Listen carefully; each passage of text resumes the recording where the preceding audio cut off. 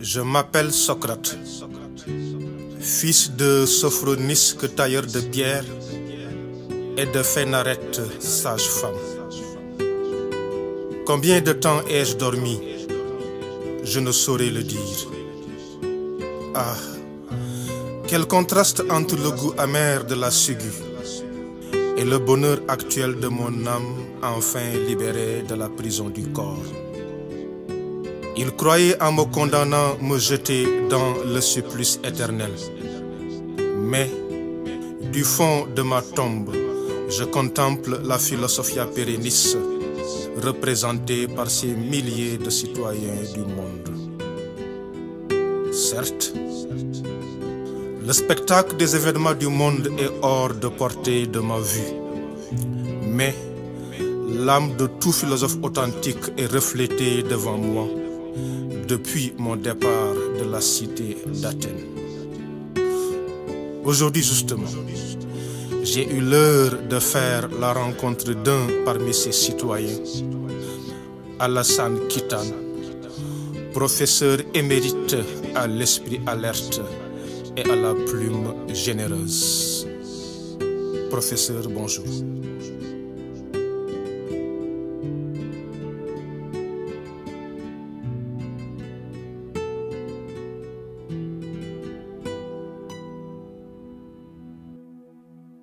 Professeur, la maïeutique de ce soir sera consacrée à l'étude de la conscience et de l'inconscient. Et pour ce faire, j'aimerais partir d'une réflexion de Paul Ricoeur tirée de son ouvrage qui s'appelle « De l'interprétation ».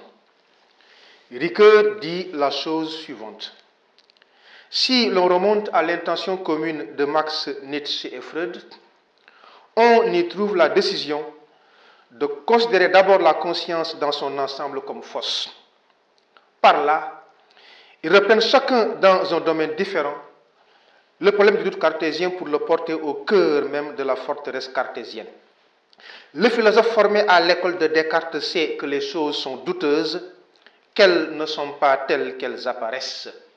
Mais il ne doute pas que la conscience ne soit telle qu'elle s'apparaît en elle-même. En elle, sens et conscience du sens coïncident. Depuis Max, Nietzsche et Freud, nous en doutons. Après le doute sur la chose, nous sommes entrés dans le doute sur la conscience. Fin de citation. C'est dire que les penseurs du soupçon ont poussé le doute radical de Descartes à un niveau que Descartes n'a pas atteint. Alors, professeur, revenez si possible sur l'étendue du doute cartésien en nous expliquant le cheminement intellectuel qui a abouti à la vérité du cogito ergo sum. Bonjour Socrate. Décidément, vous n'êtes pas seulement le père de la philosophie, vous êtes le berger et de la philosophie et des philosophes. Vous contrôlez l'itinéraire intellectuel de tous les grands philosophes. Mais ça ne nous surprend pas parce que vous avez sans doute encore de votre mémoire d'outre-tombe la célèbre formule « connais-toi toi-même ». Vous êtes peut-être le lointain précurseur de ce questionnement sur la conscience. Mais la conscience, on en parle parce que tout simplement, c'est un des attributs de l'homme, mais également la conscience est une des clés de réponse à la question « qu'est-ce que l'homme ?» Or, Socrate, la question « qu'est-ce que l'homme » est considérée comme étant la question philosophique par excellence, comme l'a dit Emmanuel Kant, un de vos enfants, ou bien de vos disciples. La conscience, du latin cum scientia, avec ou accompagné de savoir. J'existe et je sais que j'existe. J'agis et je sais que j'agis. Non seulement je sais que j'agis, mais je sais pour des raisons que j'agis, du moins pour des raisons que je sais et que j'approuve. À la différence des choses, à la différence des animaux, l'homme existe deux fois. Il existe biologiquement, matériellement, mais il est capable de se représenter cette existence et de l'évaluer. C'est ça le sens de cum scientia, c'est ça le sens de la conscience. Vous avez raison, Socrate. Descartes est peut-être un des premiers grands penseurs philosophiques à faire de la conscience un objet véritablement philosophique. Pourquoi?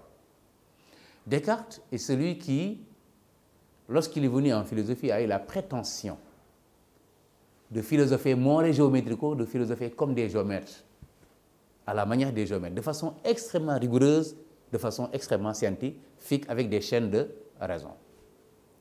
Descartes considère que la philosophie est comme un édifice. L'édifice philosophique, comme tout édifice digne de son nom, doit évidemment avoir des fondements solides. D'où la métaphore que nous, tout le monde connaît. La philosophie peut être considérée comme un arbre dont les racines sont la métaphysique, le tronc, la physique, et les branches qui sortent de ce tronc sont les différents arts que l'on peut résumer à trois principaux, la mécanique, la médecine et la morale. La métaphysique, c'est la racine de l'arbre du savoir. Pourquoi?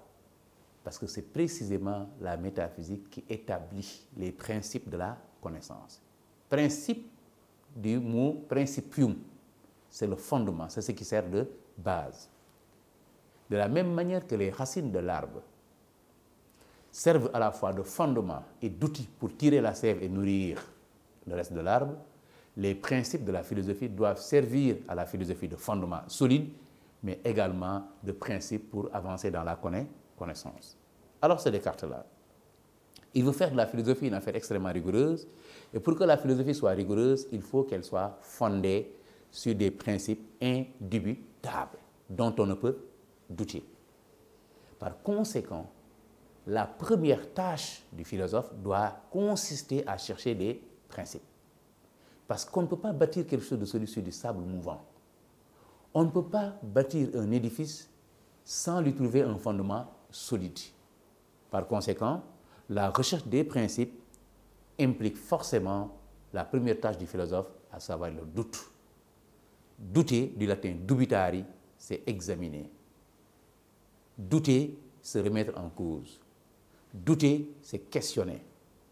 Douter, c'est subvertir, non pas pour le plaisir, mais pour y voir plus clair.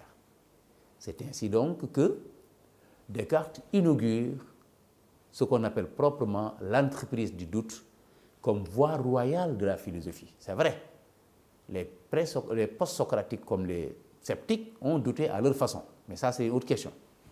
Mais chez Descartes, le doute devient une méthode pour accéder à la vérité, mais une méthode surtout pour éviter les errements qui ont la plupart du temps égaré les penseurs dans le domaine de la philosophie. Alors, Descartes a douté de tout.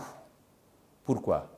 Encore une fois, parce qu'il lui fallait trouver des fondements solides. Il a trouvé sur place la scolastique. Il a trouvé sur place tous les livres que l'on étudie et après l'étude desquels on prétend être un docte. Mais Descartes s'est rendu compte que ces livres ne contiennent pas des vérités indubitables. Donc, lui, en tant que philosophe, il ne peut pas se fier à des connaissances qui sont potentiellement défectueuses. Donc, pour la recherche des principes, il faut partir de zéro, il faut douter, examiner les connaissances. Or, les connaissances, si je devais les examiner, je pourrais les diviser en trois catégories. Il y a les connaissances adventistes, celles qui nous proviennent de l'extérieur. Il y a les connaissances factices, celles que nous produisons, et probablement les connaissances innées. Mais pour les connaissances innées, je n'en ai aucune certitude pour le moment. Donc je suis en face de deux formes de connaissances. Les connaissances adventistes qui nous proviennent de l'extérieur et les connaissances factices. Quelles sont les connaissances adventistes? C'est les connaissances qui sont produites soit par le biais des sens, soit par les préjugés. En tant qu'humains, nous sommes dans le monde. Le monde nous envoie des images. Ces images-là sont des images sensibles. Les facultés par lesquelles nous sentons sont 5, mais elles sont toutes défectueuses. Puisque les sens sont trompeurs, moi, en tant que philosophe, évidemment, je ne peux pas faire confiance à mes sens. Donc la première tâche du philosophe, c'est d'écarter les connaissances sensibles, non pas parce qu'on est sûr qu'elles ne sont pas certaines, qu'elles sont incertaines, mais on ne peut pas établir leur certitude, donc elles sont douteuses, on les élimine. Il y a également les préjugés, c'est-à-dire les idées reçues, parce qu'on nous a éduqués, on a été à l'école, on nous a enseigné un tas de choses dont nous n'avons aucune certitude. On a été éduqués dans la famille. On a voyagé. Donc vous vous rappelez la dialectique, livre des mondes et monde des livres. Donc le monde des livres, c'est la fréquentation de l'école, des bibliothèques, etc., etc. Mais le monde lui-même est un livre parce qu'en voyageant, je découvre des choses et ça m'apprend beaucoup de choses. Mais qu'est-ce que je retiens de ces voyages? Qu'est-ce que je retiens de ces lectures? Que tout ce que j'ai appris dans ces voyages et dans cette lecture-là est encore douteux. Par conséquent, les préjugés et tous ces enseignements également, je peux les considérer comme étant incertains. Alors, il me reste des connaissances factices, c'est celles que nous fabriquons. Les connaissances factices sont de deux sortes. Il y a les connaissances produites par l'entendement, et il y a les connaissances produites par l'imagination. Mais l'imagination, elle est vagabonde. L'imagination, elle est fantaisiste. Par conséquent, un philosophe, digne de ce nom en tout cas, ne peut pas se fier aux chimères qui sont produites par l'imagination. Donc, un philosophe, dans l'Odyssée du doute, doit éliminer les connaissances qui sont produites par l'imagination. Il me reste quoi? Les connaissances produites par l'entendement, par la raison. Est-ce que je peux en douter? C'est cette même raison que j'utilise pour philosopher. C'est cette même raison que j'utilise dans les mathématiques qui me paraissent même être des chaînes de vérité tellement qu'elles sont cohérentes.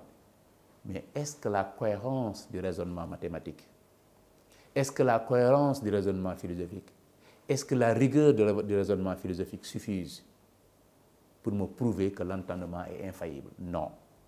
Mon expérience personnelle, l'expérience de tous les doctes, montre que l'entendement, il peut errer. Pourquoi l'entendement erre? Parce que nous sommes des êtres ayant un entendement fini et une volonté infinie. L'infinitude de la volonté est disproportionnée à la finitude de notre entendement. La conséquence, c'est quoi? C'est l'empressement, c'est la précipitation. Or, il y a un proverbe chez nous qui dit que l'enfant issu des sentiments de précipitation et d'empressement porte fatalement le nom de regret. Donc, sous ce rapport-là, puisque nous sommes faits d'empressement et de précipitation, alors notre volonté nous pousse à vouloir aller trop vite, trop vite, trop vite. Et en voulant aller trop vite, le rythme que nous voulons est insupportable par la raison, par l'entendement. Voilà l'origine des erreurs. Par conséquent, l'entendement, ce qu'il produit, je ne peux pas me fier à ça. Même les connaissances produites par l'entendement, elles sont douteuses. Voici donc Socrate, moi Descartes, à mi-chemin du doute, mais je ne suis sûr de rien. Tout est douteux. Même le monde sensible qui m'entoure, il est douteux. Même mon corps, qu'est-ce qui me prouve que j'ai un corps? Parce que je peux imaginer, je peux penser des êtres sans corps. Mais mieux, mon corps, j'en ai la certitude que par le biais des sens. Or, j'ai dit tout à l'heure que les sens sont trompeurs. Donc, même mon corps, je n'en suis pas certain. Même Dieu, l'idée de Dieu, je n'en ai aucune certitude. Par conséquent, me voilà nu. Je ne suis sûr de rien. Mais en affirmant je ne suis sûr de rien, il y a comme un éclair de certitude qui m'apparaît, ou bien qui me frappe. Cet éclair-là, c'est quoi? En doutant de tout et je dis je ne suis sûr de rien, il y a une idée qui m'apparaît de manière claire et de manière distincte, c'est que je suis en train de douter. Or, si je doute, je dis, je suis en train de penser que rien n'est sûr. Mais en affirmant que je suis en train de penser que rien n'est sûr, je prouve que je suis en train de penser. Par conséquent, le cogito ergo sum, je pense, donc je suis, c'est une certitude. Pourquoi je suis? Je pense parce que le fait de douter me prouve que je suis en train de penser. Mais pour penser, il faut être quelque chose. Pour penser, il faut être là. Donc la pensée devient la mesure de l'être. La preuve que j'ai de mon existence, c'est la pensée. Demandons à ces camarades, est-ce qu'elles existent? Elles n'en ont aucune conscience. Mais c'est nous, parce que nous pensons, alors nous savons que nous existons. Voilà comment Descartes en est arrivé à une première certitude. Le cogito ergo sum, je pense, donc je suis. C'est la seule chose qui résiste avec succès au doute. Mais tout est douteux, sauf le fait de douter. Donc, en ce moment précis où la conscience s'atteint elle-même, elle se saisit elle-même, alors on peut dire que la conscience n'est pas seulement conscience, elle est conscience de soi, elle est pensée d'elle-même. Elle se saisit directement dans son intimité, dans sa pureté, et c'est ça ce qu'on appelle la conscience de soi. Donc voilà comment Descartes s'est posé finalement comme le véritable initiateur de cette pensée sur la conscience et qui va finalement être toute une tradition philosophique, notamment avec les phénoménologues, avec Husserl et avec Bergson, avec Jean-Paul Sartre. Tous ces gens-là, en fin de compte, vont prendre Descartes au mot et essayer de tirer un ensemble de conséquences logiques de ce cogito-là. Husserl, il n'est pas totalement d'accord avec Descartes quand Descartes dit « je pense, donc je suis ». Parce que Husserl pense qu'il n'y a pas de cogito sans cogitatum. Personne ne peut penser sans penser à quelque chose. Donc la certitude de la pensée va avec la certitude de l'objet de pensée. Je pense forcément à quelque chose. Et c'est ce qui pousse Husserl à définir la conscience, lui, comme visée ou bien comme intentionnalité. Le radical de intentionnalité, c'est tension. Et tension vient du verbe tendre. Donc la conscience, elle est extase, elle est sortie de soi. Ça veut dire quoi? Si je prends l'exemple de la perception, quand je perçois un édifice, la perception que j'ai de l'édifice ne peut pas être exhaustive de tous les comportements de l'édifice. Je ne peux que viser un aspect de l'édifice. Donc soit je pense au mur, soit au plancher, soit au plafond, soit au mobilier, mais en tout cas, forcément, je pense à quelque chose. Donc c'est ça, selon Husserl, en réalité, la vérité. La vérité est qu'il n'y a pas de conscience sans objet de conscience, il n'y a pas de pensée sans objet de pensée. Très bien. Alors, ce Husserl-là, d'ailleurs, il critique Descartes en affirmant que Descartes enferme le cogito dans un solipsisme, c'est-à-dire une introjection, rapport pur de soi à soi. Or, c'est impossible. Pourquoi c'est impossible? Parce que quand la conscience dit « je me pense moi-même », elle se trompe. Pourquoi elle se trompe? Parce qu'elle se vise, mais elle se vise comme un passif et un actif. C'est l'actif qui vise, c'est la pensée en mouvement. Le passif, c'est la pensée déjà écoulée. Donc la pensée qui pense et la pensée à laquelle on pense, c'est deux pensées différentes. Donc cette pensée devient par conséquent un objet. Donc voilà comment Husserl va partir de Descartes, mais essayer de le dépasser. Bergson, lui aussi considère la conscience non pas comme une chose, mais comme choix, comme intérêt. La conscience est irrémédiablement liée à la vie. Pourquoi? Parce que la conscience n'est absolument rien d'autre que ce qui rend l'action possible ou efficace. Je donne un exemple. Supposons que je sois sur mon vélo et que je sois en train de pédaler. J'ai tellement pédalé que finalement je vais le faire de façon machinale. Parce que j'ai l'habitude de le faire. Mais lorsque une situation imprévue se présente comme un accident probable, automatiquement ma conscience revient. Pourquoi? Parce qu'il lui faut faire un choix. Il faut choisir de freiner à gauche, à droite, ou bien abandonner le vélo et me sauver. Dans ce sens-là, Bergson dit la conscience, elle est intérêt. Elle s'intéresse à ce qui rend l'action possible ou efficace. Il n'y a pas de possibilité que la conscience soit dans un rapport pur avec elle-même. Soit elle est projection dans le passé, on l'appelle mémoire, soit projection dans l'avenir, on l'appelle anticipation. Mais il est impossible que la conscience soit dans un rapport pur de soi à soi-même. Très bien. Jean-Paul Sartre va partir de Husserl et de Descartes lui aussi. Sartre, lui, définit la conscience comme projet. Qu'est-ce que le projet? C'est ce que je pense. Qu'est-ce que le projet? C'est ce que je veux. Qu'est-ce que le projet? C'est ce que j'imagine. Qu'est-ce que le projet? C'est ce que j'ambitionne. Projet, ça vient de se projeter. Se projeter, c'est se jeter dehors. Dans ma langue, la langue qui est parlée au Sénégal, on appelle ça mebet. C'est ça le synonyme de projet. Or, qu'est-ce que ça est en train de nous dire ici? Qu'en fin de compte, la conscience est la source du sens, c'est la source des valeurs, c'est la source de tout en fin de compte. Parce que même cet édifice-là, s'il n'y a personne pour le penser comme édifice, il n'est pas un édifice. Or, quand je dis la conscience est projet, ça veut dire quoi? Que je suis au monde, et c'est en fonction de mes projets que le sens des choses va m'apparaître. Le sens des choses dépend de la façon dont je me projette dehors, ou bien dont je me projette envers ces choses-là.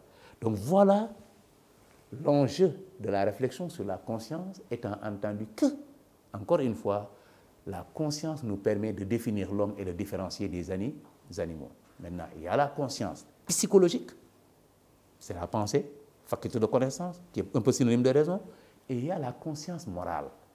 La conscience morale, c'est la faculté que nous avons, nous tous, de porter des jugements de valeur sur nos actes et sur ceux d'autrui. Et c'est à cause de la conscience morale que nous avons le remords, que nous connaissons la misère morale, que nous connaissons le mal moral. Les animaux, ils souffrent de façon physique. Nous souffrons deux fois. Nous souffrons de façon physique et nous souffrons de façon morale. Nous avons le chagrin, nous avons le remords. Ça, c'est le travail de la conscience. Tandis que la conscience psychologique, ce n'est que la faculté de discernement, la faculté de connaissance. Mais tout ceci maintenant, vous avez raison, Socrate. Vous êtes au courant de tout parce que la philosophie est un livre que vous avez écrit en palimpseste. Et tout ce qui vient en réalité ne font que donc revivifier ce qui a été déjà écrit par le grand Socrate. Effectivement, les philosophes du soupçon, Marx, Nietzsche et Freud, ils ont reproché à Descartes de douter de tout, sauf du doute lui-même. Or, est-ce que la conscience, elle est digne de confiance? Est-ce qu'elle est ce qu'elle prétend être? Est-ce que la conscience n'est pas illusoire? Est-ce que la conscience n'est pas source d'illusion? Je prends Nietzsche, qui s'intéresse principalement à la conscience morale, mais il a également parlé de la conscience psychologique. Dans le livre qui s'appelle Gai Savoir, Nietzsche croit savoir que la conscience est le dernier degré du développement de l'organisme. C'est la plus belle insulte qu'on peut faire à l'humanité, évidemment, en disant que la conscience est le dernier développement de l'organisme. Comme les dernières feuilles d'un arbre sont toujours les feuilles les plus fragiles. Ça veut dire quoi? Nietzsche pense qu'en réalité, la conscience a été inventée par les handicapés de la vie, ceux dont la volonté de puissance est décadente et qui veulent s'affirmer, ils vont compenser le déficit biologique, le déficit naturel, par la conscience en produisant des pensées, en produisant des valeurs, en produisant des catégories. Mais Nietzsche s'attaque surtout à la conscience morale. Il a une posture immorale, au sens où il pense que la conscience morale, elle est non seulement mensongère, mais elle se fonde sur des préoccupations immorales. C'est une ruse. Ça veut dire ceci. Nietzsche pense que la vie, son cycle, sa loi fondamentale, sa norme, c'est que les plus forts dominent les plus faibles. Une vie, nous dit Nietzsche, ne s'accroît qu'aux dépens d'une autre vie. Maintenant, tout homme, tout vivant est animé par une volonté de puissance. Il y a maintenant la volonté de puissance ascendante et la volonté de puissance décadente. La volonté de puissance ascendante, c'est celle des forts. Les forts sont qui?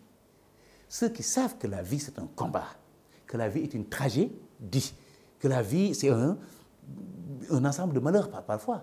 La vie, c'est des échecs, mais qui affrontent la vie telle qu'elle est, sans pour autant se voiler son caractère tragique.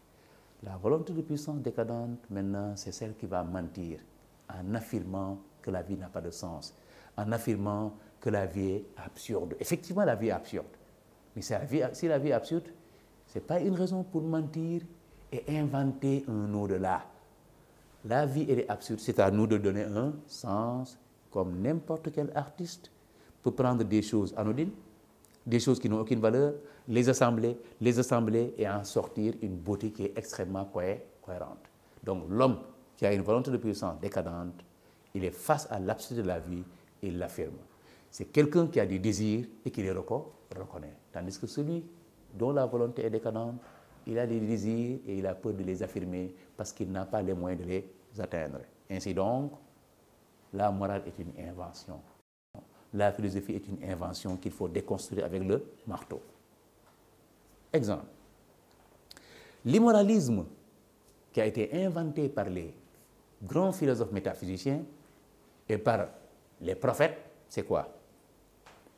Puisqu'ils sont décadents, ils ont capturé les catégories de la pensée, ils les ont vidées de leur substance originelle, qui est la force, pour remplacer la force par la faiblesse. Ça veut dire quoi?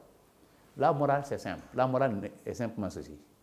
Ce que je ne peux pas devient ce que je ne veux pas. Donc, on a fait de telle sorte que les choses auxquelles on ne peut pas accéder alors qu'on les désire, qu'on les désigne comme étant négatifs. Quelqu'un va dire la beauté n'a pas de sens. Ce qui est important, c'est la beauté de l'âme.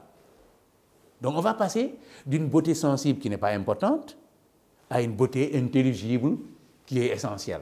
C'est un mensonge. On va dire la richesse, bon, c'est pas bon, etc. Mais celui qui dit la richesse n'est pas bonne, que la richesse mène à l'orgueil, que la richesse est une des voies de l'enfer. Mais c'est lui-là même qui va dire qu'il faut être généreux. Or, être généreux, c'est quoi? Savoir partager. Donc, il y a un mensonge dans la morale. Alors, tout ceci amène Nietzsche à dire, mais il faut se méfier par conséquent de la morale. Parce que la morale, son fondement, c'est quoi? Mais c'est le ressentiment. C'est la haine et la frustration des faibles qui veulent se venger des forts. Ils vont se venger des forts maintenant en inventant des valeurs qui vont inhiber les forts, à telle enseigne que si M. Socrate est un savant, il va être humble, il va être modeste. Mais s'il est modeste, il va être au même niveau que les ignorants. Voilà l'astuce, donc selon Nietzsche, de la conscience morale. Par conséquent, il faut douter de la conscience parce qu'elle est mensongère. Karl Marx estime que la conscience est tributaire de la position sociale de l'individu. Il n'y a pas une conscience universelle. Non.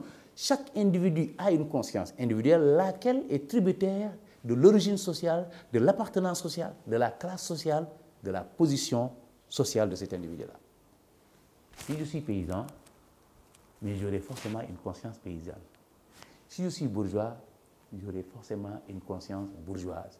Si je suis prolétaire, mais j'aurai une conscience prolétaire. Or, ça veut dire quoi? Ça veut dire que dans la société, nous savons, nous tous, même depuis la Grèce antique, parce qu'il y avait des maîtres et des esclaves. Donc, dans toute société, il y a des inégalités. Il y a des pauvres et des riches, bref, il y a des dominants et des dominés. Mais ceux qui dominent économiquement, ils aspirent à asseoir une hégémonie culturelle et par ricochet, une hégémonie intellectuelle. Pourquoi? Mais parce que le combat et l'opposition entre forts et faibles, entre riches et pauvres, entre dominants et dominés, n'est pas seulement une opposition matérielle, économique, elle doit se poursuivre au niveau des idées. Malheureusement, le pauvre est tellement tenaillé par le dénuement et par la misère que ses idées ne sont pas épanouies. Donc c'est la conscience du fort qui est épanouie et par conséquent, ces idées vont devenir les idées dominantes.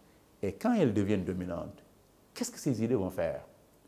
Mais ces idées vont tout bonnement essayer de convertir l'ensemble de la société aux intérêts et à la cause du dominant, en l'occurrence ici, le bourgeois.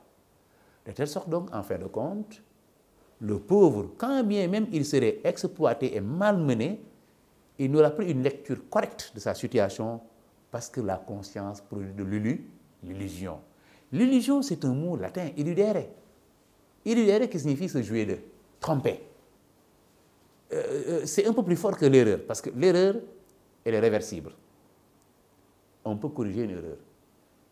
Je dis la ciel, attention, je ne voulais pas dire la ciel, je dis le ciel, ça c'est une erreur. C'est-à-dire, ça dépend de moi, je l'ai fait, mais je peux le corriger. Mais l'illusion, elle est fatale. Elle est irréversible. Et par conséquent, quand on tombe dans l'illusion, Socrate, on a l'impression d'être dans la réalité. Si quelqu'un a l'illusion d'être beau, alors même qu'il est vilain, il ne peut pas s'apercevoir comme étant beau, comme étant vilain du moins. Il va continuer à croire, malgré toutes les remontrances, malgré toutes les remarques, il va continuer encore à se voir comme étant beau. C'est ça l'illusion. L'exemple le plus palpant est donné par Descartes. C'est l'illusion des sens. Quand je regarde le soleil, j'ai l'impression que le soleil est un tout petit objet, alors que le soleil est des milliards de fois plus gros que la Terre. Quand je regarde un bâton dans l'eau, j'ai l'impression qu'il est coupé. Quand je regarde l'horizon, j'ai l'impression que le ciel et la terre se touchent. Donc l'illusion, elle est fatale. Mais il y a mieux Socrate. Ces philosophes du soupçon, pourquoi on les appelle philosophes du soupçon? Ils ont porté le doute à l'intérieur de la conscience. Chez Descartes, c'est la conscience qui s'incarne en source du sens. Mais chez les philosophes du soupçon, la conscience elle-même est considérée comme ne connaissant pas son propre sens. Autrement dit, le sens de la conscience échappe à celle-ci. Pour Nietzsche, le sens de la conscience, il faut le chercher dans l'immoralité. Pour Marx, le sens de la conscience, il faut le chercher dans la position sociale de l'individu. Donc, la conscience chez Marx, pour en revenir à lui, elle est productrice d'illusion. La différence entre l'illusion et l'erreur, ce n'est pas seulement la fatalité et le caractère réversible. L'illusion est utile. L'illusion est utile parce que, tout bonnement, elle correspond à un besoin. Nietzsche a dit que sans l'illusion, peut-être la vie serait devenue insupportable. Les hommes ont besoin d'illusion. Pourquoi? Je l'ai dit tantôt, parce que la vie elle-même, elle est tragique, doublement tragique. Elle est tragique d'abord parce que la vie n'est rien d'autre qu'un affrontement des volontés de puissance. Mais elle est tragique également parce que la finalité de la vie, c'est la mort. Tout le monde va mourir. Ces deux choses sont insupportables. Alors la conscience a besoin de se mentir, elle a besoin de se masquer la réalité pour supporter l'ampleur de l'absurdité de l'existence. Elle prétend qu'il y a un au-delà, que la vie terrestre n'est pas la vraie vie, ce n'est qu'un passage, etc., etc. Tout ceci en réalité n'est qu'une illusion, mais une illusion utile. Marx également pense que l'illusion est utile. Pourquoi elle est utile? Parce que l'illusion nous permet de tromper ceux qui sont victimes de notre propre piège, de sorte donc qu'ils ne se rendent pas compte qu'il est piégé et qu'il continue encore à être dans ce piège. C'est le cas de l'ouvrier. L'ouvrier, il est non seulement abruti par la façon dont il travaille, mais le fait que donc les idées bourgeoises deviennent même ses propres références, ça va continuer encore à l'aveugler. Au finish, qu'est-ce qui se passe? L'ouvrier, non seulement il ne cherche plus à se libérer, mais il n'est même plus conscient qu'il est dans une situation qui ne l'arrange pas et qui va continuer à le déshumaniser. Donc vous voyez la force de l'illusion. Maintenant, le troisième philosophe du soupçon, il s'appelle Freud, l'immense Freud. Il est venu tout bouleverser. Freud, quant à lui, Socrate, est venu nous dire que contrairement à ce que pensaient les Grecs, la psyché, l'âme, ne se réduit pas à la seule conscience. Dans la psyché, dans l'âme, il y a une partie consciente et une partie inconsciente. Mais le plus grave, ce n'est pas ça, Socrate. Le plus grave, c'est que Freud va nous dire que la conscience, elle est lacunaire, que la majeure partie de la vie psychique de l'individu est inconsciente. Or, ça veut dire quoi? Mais ça veut dire, en fin de compte, que la conscience est largement déterminée par l'inconscient. Et là, ça devient un cataclysme dans le domaine de la pensée. Parce que si on dit qu'il y a un déterminisme psychique, je vais y revenir tout à l'heure, mais alors, dans ce cas, où est notre liberté? Mais alors, dans ce cas, où est notre responsabilité? Et si on n'a pas de responsabilité, pourquoi nous châtions? Pourquoi nous punissons? Pourquoi punir s'il n'y a pas de responsabilité? Pourquoi récompenser s'il n'y a pas de responsabilité? Ça va bouleverser complètement l'existence humaine, tant du point de vue de la pensée que du point de vue sociologique. Alors Freud est un psychiatre, un médecin, qui s'est beaucoup intéressé à des cas de personnes démentes, de personnes qui ont des troubles psychiques, mais également à des personnes saines. Freud pense que la personnalité de l'individu est un processus qui commence depuis le bas âge, depuis l'enfance, depuis qu'on est bébé. L'enfant, disait Worthuss, est le père de l'homme. Ce que nous devenons adultes est en grande partie tributaire de ce que nous avons été enfants et la manière dont cela a été pris en charge par notre éducation et notre environnement. Alors, Freud s'intéresse aux actes manqués. Freud s'intéresse aux rêves. Tous ces phénomènes que nous avons coutume de considérer comme n'ayant pas de sens, Freud se met à les étudier. Il nous arrive parfois d'avoir des troubles de mémoire. Il nous arrive parfois d'entrer dans une chambre pour chercher quelque chose et une fois dans la chambre, on a oublié ce qu'on était en train de chercher. Il nous arrive même de faire des lapsus linguae, comme on fait des lapsus calami. Lapsus calami, c'est des erreurs sur les choses. Prendre un bic alors qu'on voulait prendre une cigarette. Lapsus linguae, c'est des erreurs sur les choses, sur les noms. Je veux dire Babacar, j'ai dit Ahmed. Alors, mais ça, pour la conscience, ça n'a pas de sens. Le rêve, pour la conscience, ça n'a pas de sens. L'hystérie, pour la conscience, ça n'a pas de sens. Mais est-ce que ça n'a pas un sens qui échappe à la conscience? Freud va postuler l'existence d'un inconscient psychique. Dans l'âme, donc, il y a une grande partie peut-être qui est inconsciente, et c'est cette grande partie qui détermine largement ce qu'on appelle la conscience. Alors, cet inconscient-là, dans la première topique, Freud nous dit que l'âme humaine peut être divisée en deux parties. Il y a une grande partie qu'on appelle le préconscient conscient et une autre très grande partie qu'on appelle l'inconscient. Entre les deux, il y a une frontière. C'est comme entre deux chambres contiguës. Entre les deux chambres contiguës, il y a certes une porte, mais la porte est fermée. À telle enseigne que les enfants qui sont dans la première chambre ne puissent pas accéder à la chambre des parents. Mais qu'est-ce que les enfants font? Ils sont tellement curieux, parfois qu'ils tapotent à la porte, ils font du bruit. Et si les parents ouvrent, quelle sera la réaction des enfants? Même s'ils ne peuvent pas sortir et entrer dans l'autre chambre, ils vont tout de même tenter de jeter un coup d'œil pour savoir ce qu'il y a. C'est exactement cela que fait l'inconscient. Dans l'inconscient, il y a des désirs aveugles, totalement aveugles, qui ne connaissent ni le bien, ni le mal, ils ne connaissent pas la morale, ni le beau. Un désir, ce qu'il vise, c'est la satisfaction. Or, la satisfaction, on l'appelle un plaisir. Donc, le principe même de l'inconscient, c'est le plaisir. Et il se trouve qu'il y a chez nous ce qu'on appelle un préconscient. Le préconscient qui est l'héritier un tout petit peu de l'éducation sociale, de l'éducation morale, est constitué de valeurs. Valeurs morales, valeurs esthétiques. Le beau, le bien, le mal, etc., etc. Lorsque des désirs se manifestent en nous, quand nous les comparons à cette partie qu'on appelle le préconscient ou bien le subconscient, alors ils peuvent ne pas correspondre à nos valeurs esthétiques et morales. Et dans ce cas, nous éprouvons une gêne. Nous éprouvons le besoin de les masquer. Alors on va les refouler. On va donc les censurer, leur interdire l'accès. Mais on va les refouler au sens où on va faire comme si ces désirs ne s'étaient pas manifestés. Parce qu'une chose est d'avoir un désir, une autre chose est de reconnaître qu'on a un désir. Mais là maintenant, le refoulement, c'est de refuser même de reconnaître qu'on a un désir. Mais ce schéma-là devient plus clair dans la deuxième topique, où Freud considère la psyché comme étant constituée de trois instances: le surmoi, le moi et le ça.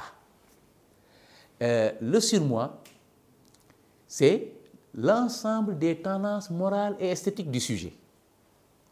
Le moi est entre le surmoi et le ça. Le ça. Le ça, c'est le siège des grandes pulsions de l'homme, que l'on peut résumer à deux selon Freud.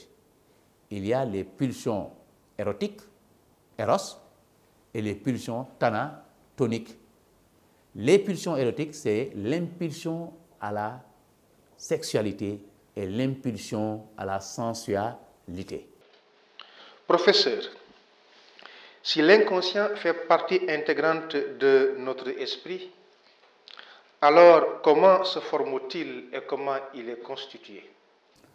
Socrate, c'est une question redoutable, non pas au sens où il est complexe, mais au sens où ses implications peuvent être catastrophiques pour la dignité de l'homme, elles peuvent être catastrophiques pour la grandeur de l'homme, elles peuvent être catastrophiques pour la liberté de l'homme.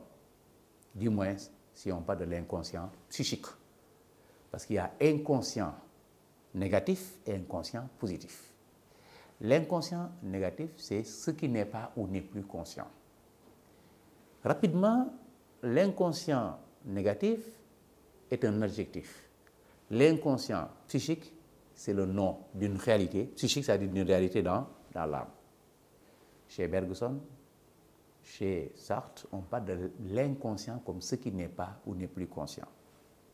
Mais ça, c'est un autre problème. Mais Freud, lui, il parle de l'inconscient psychique, au sens où notre psyché ne peut pas être réduit à la seule conscience. Dans l'âme, coexistent deux forces.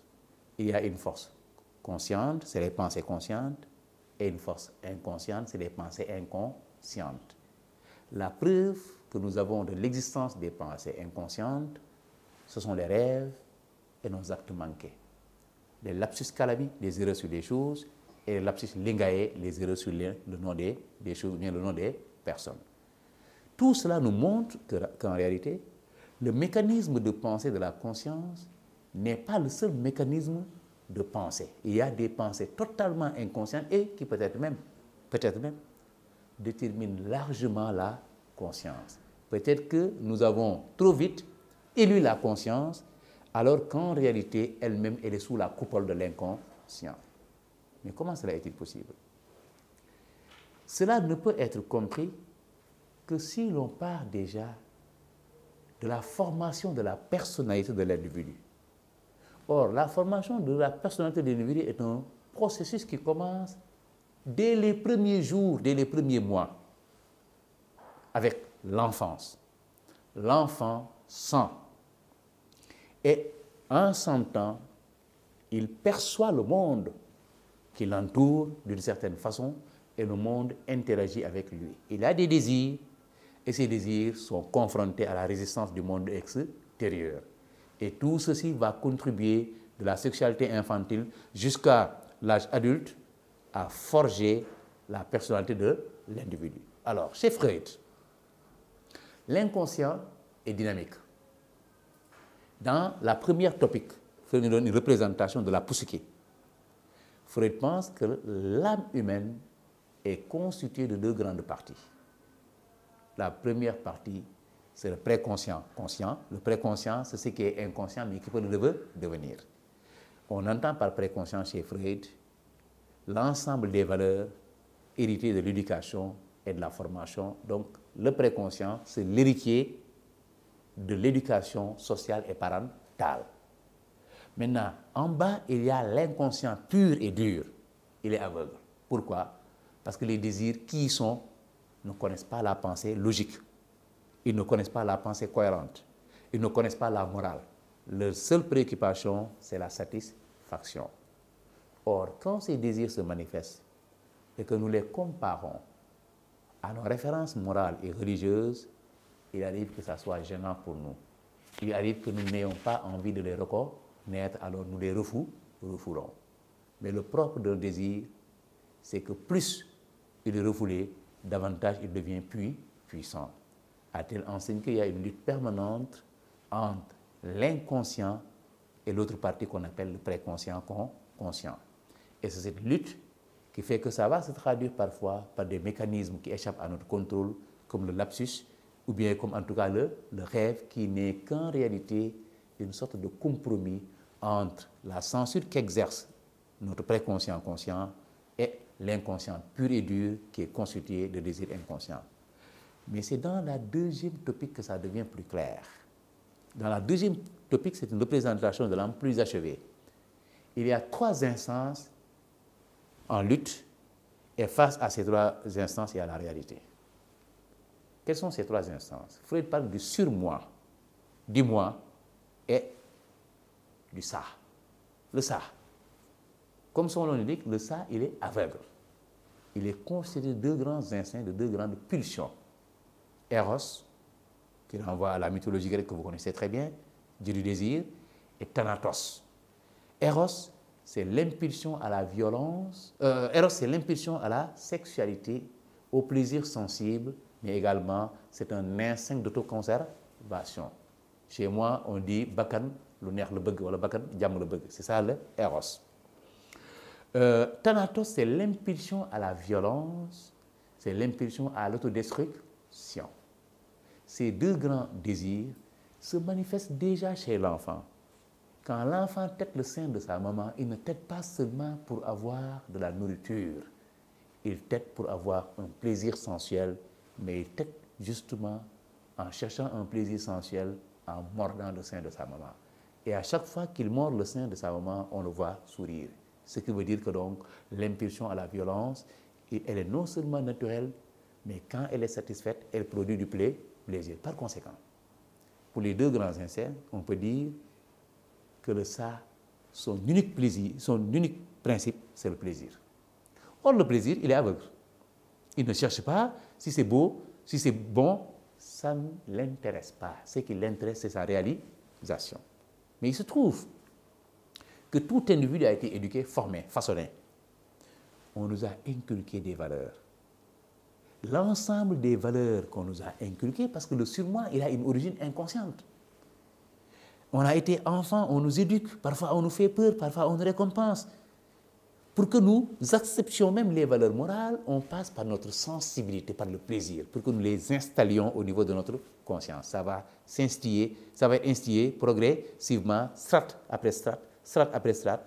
Le tout maintenant va devenir cohérent. Et dans le surmoi, nous avons les tendances morales du sujet et les tendances esthétiques. Les tendances morales, c'est le bien et le mal. Les tendances esthétiques, c'est ce qui est beau, ce qui est agréable, etc., etc.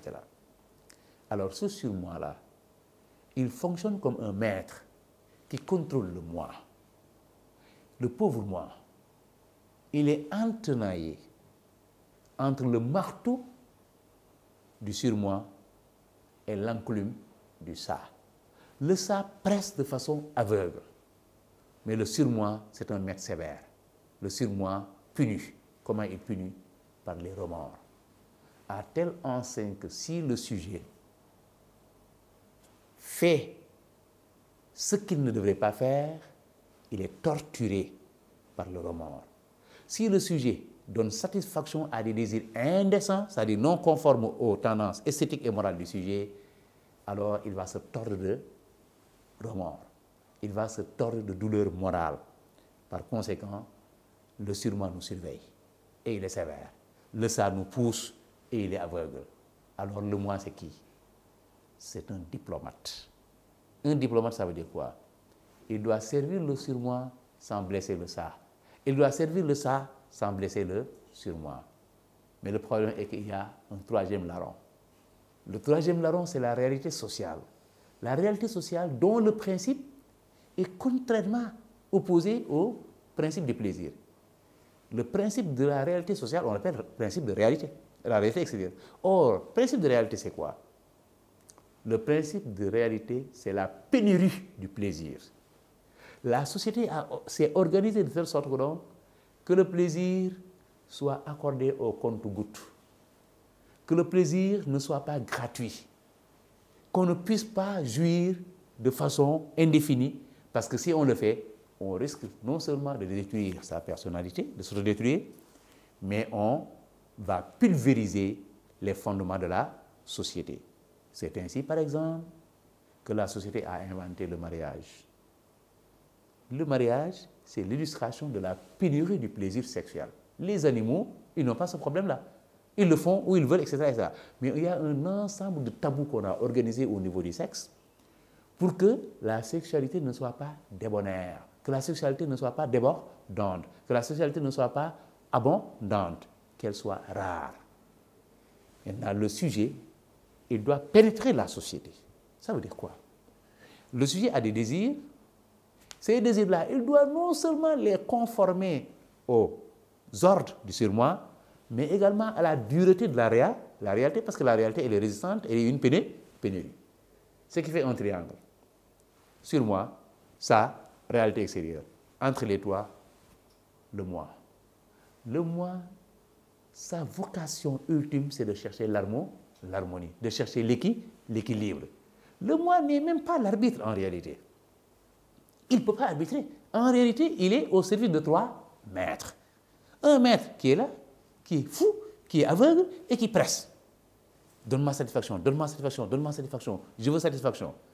Et un maître qui est là-bas, il dit, ne le fais pas, ne le fais pas, ne le fais pas, tu dois avoir honte. Et la réalité qui lui dit, le plaisir n'est pas ce que l'on veut. Le plaisir doit être calculé, le plaisir doit être diminué. Alors le moi, c'est la personnalité de l'individu. Chacun d'entre nous maintenant a sa personnalité. Pourquoi? Parce que chacun d'entre nous a trouvé un moyen de concilier ces trois instances qui sont opposées. Et la solution que j'ai trouvée pour concilier ces trois instances-là, c'est ça ma personnalité.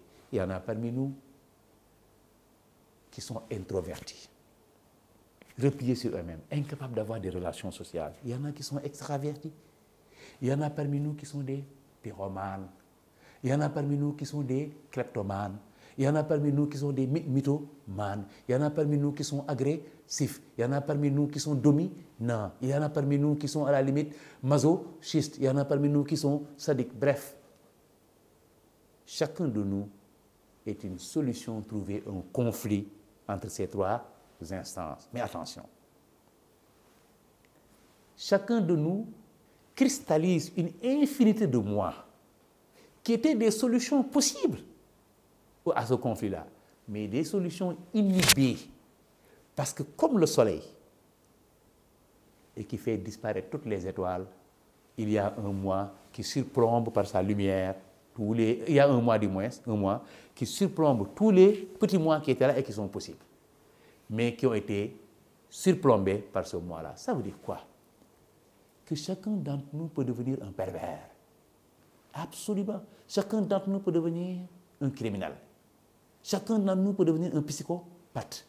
Donc toutes ces possibilités sont des moi endormis ou bien des moi inhibés. Qu'est-ce qui les a inhibés? C'est le moi fondamental qui émerge au-dessus d'eux et qui, comme le soleil, éteint ou bien en tout cas fait disparaître la lumière des autres moi. C'est d'ailleurs la raison pour laquelle non seulement nous pouvons mentir sur notre personnalité, mais nous pouvons jouer au théâtre, nous pouvons faire de l'art, nous pouvons faire une infinité de choses. Parce que chacun d'entre nous a des personnalités qui sont cachées.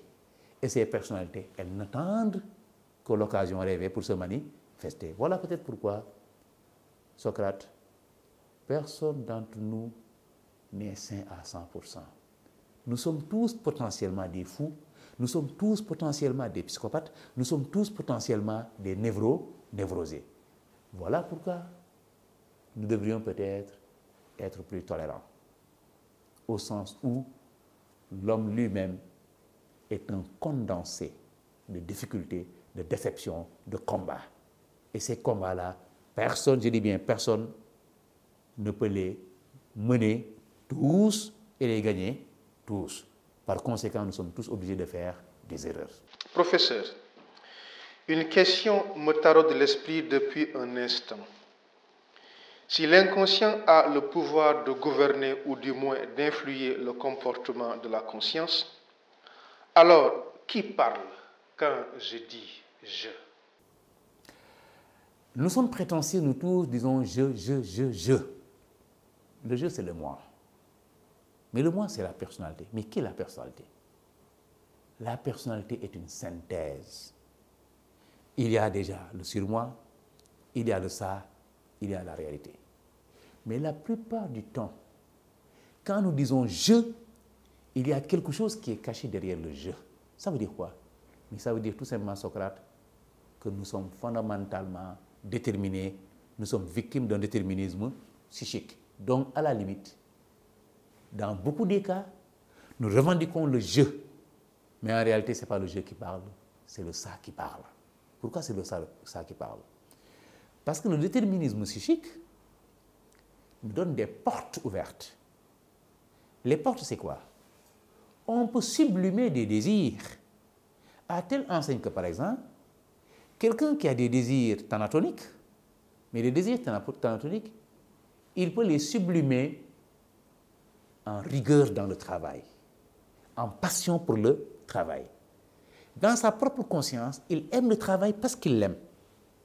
Mais en réalité, dans son inconscient, le travail qu'il fait est une manifestation ou bien une réalisation de Thanatos. Même chose pour Eros. On peut être amoureux d'une fille ou bien d'une femme. Dans son inconscient, on est amoureux. Mais l'inconscient n'a pas de limite. Mais dans sa conscience, c'est impossible. Personne ne peut tomber amoureux de la femme d'autrui, par exemple. C'est interdit. Alors, comment on va faire? La conscience se trompe elle-même. Elle va satisfaire le ça tout en ne violant pas les principes de la morale, tout en ne violant pas les frontières qui sont établies par le surmoi. En quoi faisant? L'amour charnel impossible va être sublimé en amitié. D'ailleurs, Freud pense que dans l'amitié entre hommes et femmes, il y a de la tricherie, soit des deux parties, soit en tout cas une des parties. Pourquoi? Eh bien parce que, en général d'ailleurs, les hommes et les femmes n'ont pas les mêmes centres d'attraction. Mais c'est parce que donc l'amour charnel est régi par un code, il y a des lois qui s'imposent à nous, et que ce désir-là, il faut qu'il sorte, qu'on va lui trouver une façon plus belle, plus merveilleuse, une façon embellie pour se manifester. C'est ça le principe de la sublimation, comme on le fait en PC. Par exemple, lorsqu'on passe donc de l'état solide à la vaporisation, on parle de sublimation. Là également, sublimation, c'est à la fois dénaturation et embellissement au sens moral. À tel enseigne que donc, beaucoup de choses que nous faisons, le sens que nous leur donnons n'est pas leur vraie signification. Je donne un exemple, Socrate. Voici un élève qui a la passion des études. Il est extrêmement studieux, mais il est ponctuel et assidu. Il n'a de pensée, il n'a de préoccupation que pour les études. Et quand tu lui dis, Ismaël, est-ce que tu as des copines? Il te répond, je n'ai pas ce temps-là. Je n'ai pas ce temps-là. C'est ce qu'il va te dire. Mais derrière ce jeu-là, il y a un jeu avec je, J-U-E. J-E-U. C'est quoi le jeu? En réalité, Ismaël fait de la compensation. L'amour qu'il ne peut pas avoir auprès des filles est sublimé en amour des études. Donc toute la dose d'amour qu'il renferme et qu'il aurait pu investir dans la relation entre hommes et femmes, il va l'investir dans les études. Il va gagner doublement. Ça va lui permettre d'oublier les femmes et le combat pour les conquérir, mais ça va également lui permettre d'entreprendre des activités socialement valorisantes, à telle enseigne que le désir sexuel devient un désir d'être reconnu. Le désir d'être reconnu, c'est quoi? D'être brillant dans les études et d'être apprécié de l'extérieur. Et là, d'ailleurs, en général, quand on est apprécié de l'extérieur, évidemment, on attire les femmes. Donc voilà, Socrate, comment, en réalité, lorsque nous disons « je », derrière ce jeu-là, il y a un « ça », c'est-à-dire il y a l'inconscient. Professeur, voici déjà arrivé l'heure de nous quitter. Moi, pour reprendre ma demeure et ruminer les nourritures du savoir que vous m'avez gracieusement offertes, et vous, pour reprendre votre cheval et vous rendre dans les délices de votre foyer familial. À bientôt pour une autre séance de maïeutique. Bonsoir Socrate et à bientôt. Je m'appelle Socrate, fils de Sophronisque, tailleur de pierre, et de Phénarète, sage-femme. Combien de temps ai-je dormi? Je ne saurais le dire. Ah, quel contraste entre le goût amer de la ciguë et le bonheur actuel de mon âme enfin libérée de la prison du corps. Il croyait en me condamnant me jeter dans le supplice éternel. Mais du fond de ma tombe, je contemple la philosophia perennis représentée par ces milliers de citoyens du monde. Certes, le spectacle des événements du monde est hors de portée de ma vue. Mais l'âme de tout philosophe authentique est reflétée devant moi depuis mon départ de la cité d'Athènes. Aujourd'hui justement, j'ai eu l'heure de faire la rencontre d'un parmi ces citoyens, Alassane Kitane, professeur émérite à l'esprit alerte et à la plume généreuse. Professeur, bonjour.